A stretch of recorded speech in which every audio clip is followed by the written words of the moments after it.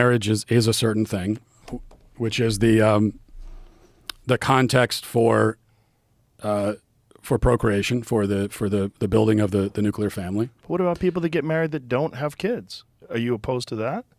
What if they get married, they decide, you know what, we don't need kids, I'm going to get fixed, you get your tubes tied, let's travel the world?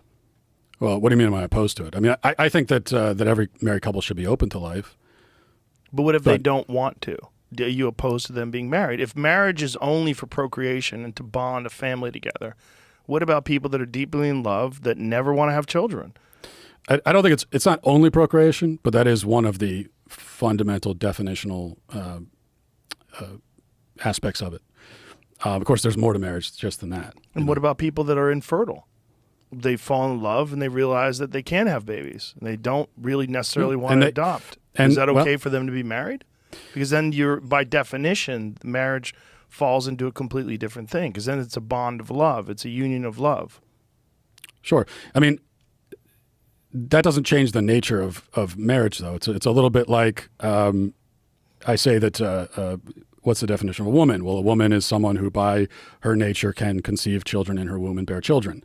And then the response is always, well, what about women who are infertile? Does that destroy your definition of woman? And it doesn't, because it's still a woman's nature to bear children. Not every woman will, and there will be disease and infertility and old age and all these things that will preclude that, but it's still of her nature to do so. And I would say the same thing for marriage. I mean, it is natural in a marriage for procreation to occur. It's not always going to happen in reality, though, but that's still one of the natural functions of marriage. And married couples who can't conceive children, there are other ways to be parents, like adoption, for example. If they want to. Right. Sure. But if people want to be married and don't want to ever have children, are you opposed to them being married? Well, I wouldn't advocate a law that would prevent it. But would it change the definition of what their marriage is to you, because they don't want to have a family? They just want to have a loving bond? I think this would be a couple that is rejecting one of the fundamental aspects of marriage, and they should be open to life. I would hope that in the future they would be, but isn't that just a personal choice? I mean, you can have a very fulfilling life if you just follow your pursuits and your dreams and your interests, and you find someone that shares those interests with you and you share time together.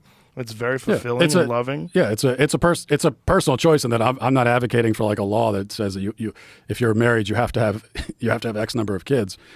But then why are you opposed to two gay people doing that? Well, because again, it's not about choice. It's about what this institution, marriage is an institution, and what is it, and what purpose does it serve? And I do not agree with tearing down or changing this definition, especially because the people who have changed the definition haven't come up with a new one. So they say, well, that's not what marriage is.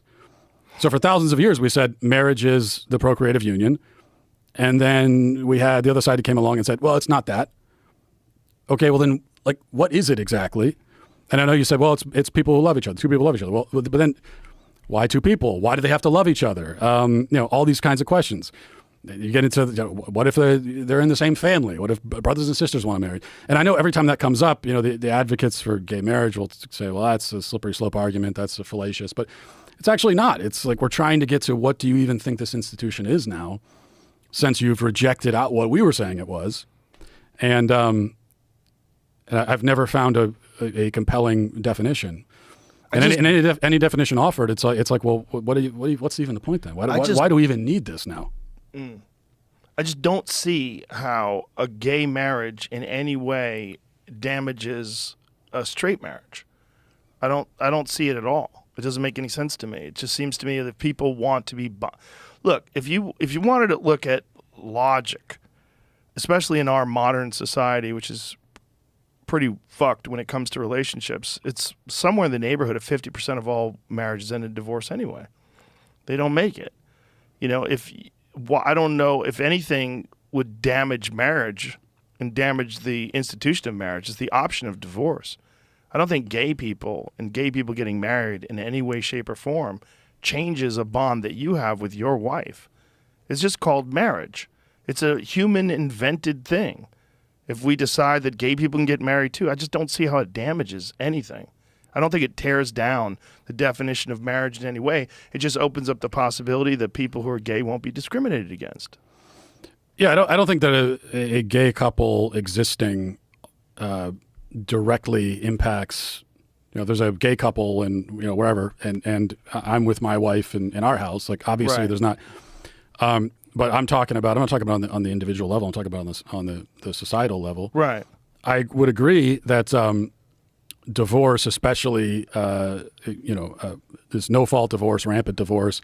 I don't think it's as high as 50%. I know that's often quoted. I'm not sure where that comes from, but it is high. It's too high. And Chris Rock has a great joke about that. He said those are just the people with the courage to get out. He's like, how many cowards stay? But it's also true that the advocates for what we call now traditional marriage, which I just call marriage, but the advocates for traditional marriage put themselves at a disadvantage by especially in the churches, like allowing this rampant divorce to occur. And then you've already sort of given up on some marriage is supposed to be monogamous and permanent, as well as procreative.